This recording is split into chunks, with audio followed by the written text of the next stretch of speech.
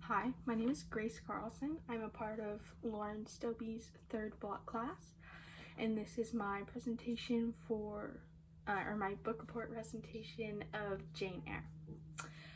The book that we read is called Jane Eyre and was written by Charlotte Brontë in 1847, and the story is influenced by her own school, like the schooling aspect in Jane Eyre is inspired by Charlotte's school life.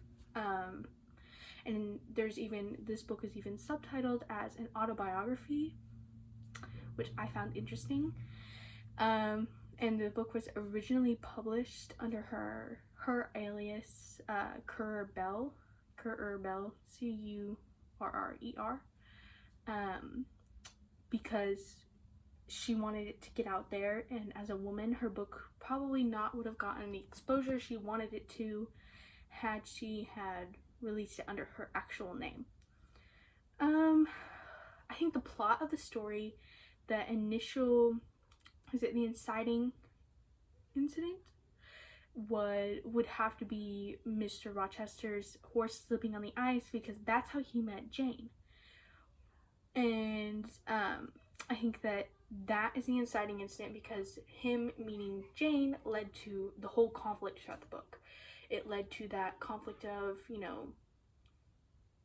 that social class, that they couldn't love each other and be together because of the difference in their social class.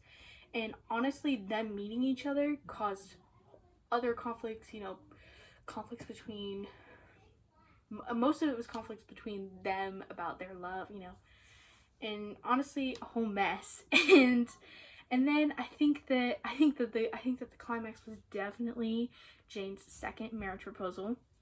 For sure, that was the climax. And then I think the resolution has to be at the end of the book, where Jane addresses us as the reader and says, "Reader, I married him." I think that has to be the resolution. I mean, it's the ending.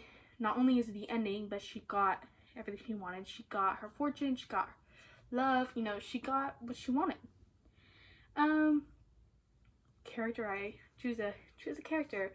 The character I chose is Jane, and not because she is the main character, but she's the first female main character that we've had, so I thought that it would be better to do her, even though she probably is being used as this, pick a character theme a lot, because I think that it's cool that she is one of the first female main characters we've had at the books we read.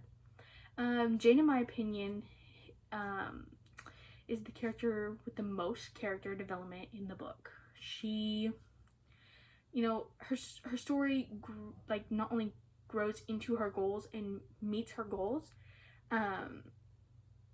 but I feel like her goals were also very, very important, I guess. Like her goals were very meaningful to her. Like she wanted to belong. She wanted to belong to someone. She wanted to be important to someone, and she got that. She married Mr. Rochester. She got that. She grew from the beginning of the story to the end. Yeah, she didn't want to be outcasted, and she just wanted to be free. I think that Jane is definitely artistic. That's what interested Mr. Rochester, was that she was artistic.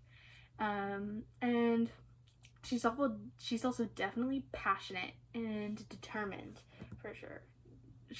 This Miss Girl is so passionate. She's not gonna stop for anyone. And then I think she's outspoken, especially for that time period. There are lots of times where she just, she gets told to be more like a lady, more ladylike. So I feel like that them telling her that means that she would be very outspoken, which honestly, good for her.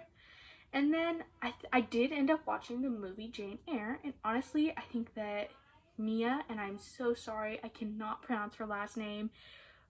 It's really long, like Voska. I can't pronounce her last name, but she did so much justice to this character. She played Jane so well in the movie. It was phenomenal. honestly. Watching the movie definitely would make me want to read the book again. The setting.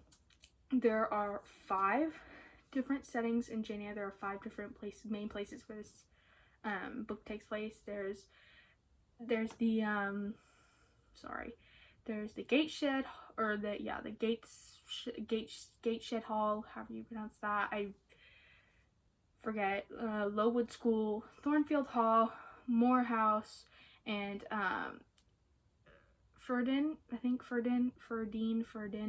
and also takes place. This book also takes place in the Victoria area, or around the 1800s, New England, 1800s New England. And I think that the social class in this time period had a big role to play in the book. You know, the setting is important because without the setting, without that being in New England in the 1800s, you would not have had the conflict you do have.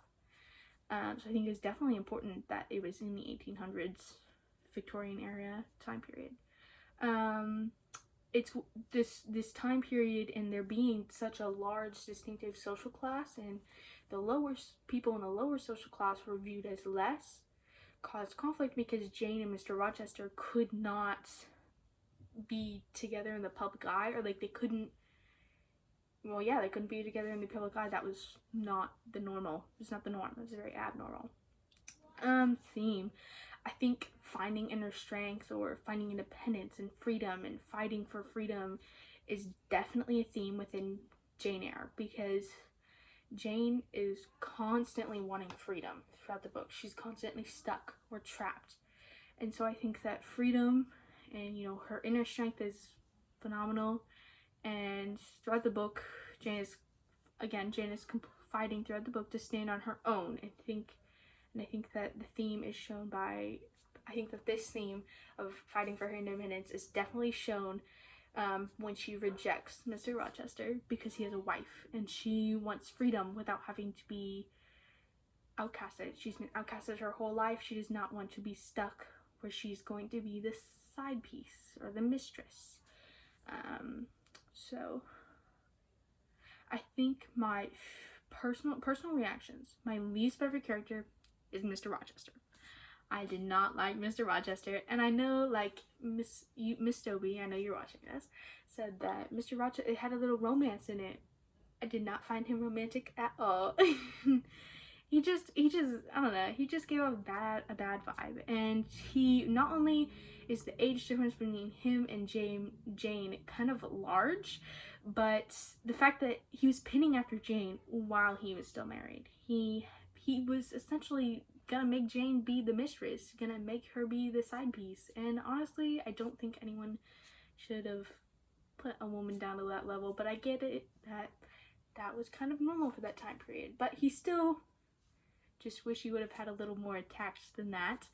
But he unfortunately did not. I think the most compelling character had to have been Bertha, and I know that we didn't find out about her until really late in the book, and I don't know, I almost said she didn't have a lot of screen time. She didn't have a lot of, like, time because of how late she was introduced into the book, but I think she's very compelling character. She's like, she committed arson. She burned the house down, she burned the house down, and honestly, it was kind of like a look at me moment, like, and compelling, right? I mean, that would be compelling, like, look at me, you know, pay attention to me, I'm more than that. And I think that she had to be the most compelling character. She was right up there with Jane with most compelling character. I think that my favorite moment in Jane was I'm gonna laugh at myself, was when Mr. Rochester dresses up as a gypsy. I don't know, I think that the reveal of him being Mr. Rochester, like if you would imagine yourself in that situation, would be absolutely hilarious. And him dressing, like I imagine this big burly man dressing up as a gypsy, that's hilarious. Made me laugh. And if you were to put music over this book, definitely something that has a lot of twists and turns to the music, like Bohemian Rhapsody. There's like 7 different songs compiled into one, and I think that a song like that or music like that would go well over a book that has twists and turns, romance, suspenseful, you know, supernatural. You know, there's so many. I think that a music type that has different turns would definitely fit the bill here. But more piano-y, more softy. Bohemian Rhapsody's guitar, so soft piano, but twists and turns. Conclusion, I think that my overall judgment of the book is a little skewed now, which I probably should have filmed this before I had watched the movie, but unfortunately I did watch the movie after I finished reading the book. And it's watching the movie made the book a lot more clear.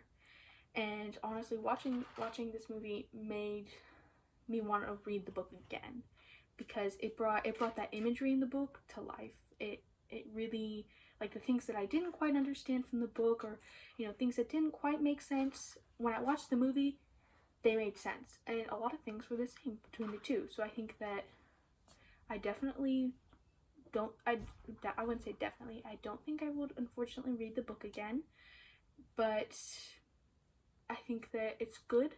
I think that it was a very good book, very well written, and it had a lot of good ideas and good, I'm trying to look for the right word, it was a good story. It's a good story. And I would rate this book a 7 out of 10, because it was good, it wasn't bad. That's it.